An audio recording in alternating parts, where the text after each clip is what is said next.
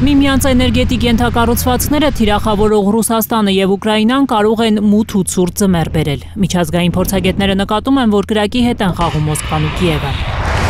Ուկրաինական էներգետիկ ենթակառուցվածքների գրեթե կեսը այս պահին վնասված, ոչնչացված մասամբ անպետք է։ Դաշնությունը եւս մեծ վնասներ ունի։ Ռուսաստանը գիշերը հարվածել է Պոլտավայի եւ Զապորոժիեի նավթի եւ գազի ենթակառուցվածքներին։ Ուկրաինացիներն էլ Storm Shadow հրթիռներով խփել են Ռուսաստանի Բրյանսկի շրջանում գտնվող նյութատեխնիկական գործարանին։ Այնտեղ արտադրում էին պարագաներ զրահատեխնիկայի համար։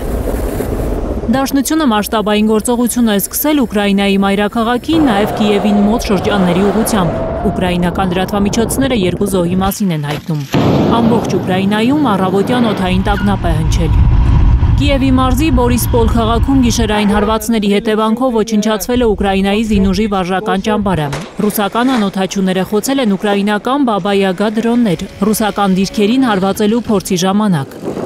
Ռուսաստանի հոպուժերը գիշերը ոչնչացրել են ուկրաինական 33 անօդաչու թռչող սարք։ Դրանցից 3-ը Լենինգրադի մարզի Լուժկի շրջանում։ Ուկրաինական անօդաչուները հարձակվել են նաև Դաղստանի վրա։ Զոհերի վիրավորների մասին տեղեկություն չկա։ Դաղստանի ղեկավար Սերգեյ Մելիքովը հորդորել է մարդկանց տներից դուրս գալ միայն խիստ անհրաժեշտության դեպքում, փողոցներում չզբոսնել։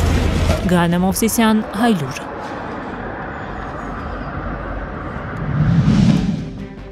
Հայաստանում եւ աշխարհում տեղի ունեցող իրադարձությունների մասին առաջինն իմանալու համար բաժանորդագրվեք մեր ալիքին, սեղմեք զանգակը, որ բաց չթողնեք ամենահրատապը, ամենակարևորն ու հետաքրքիրը։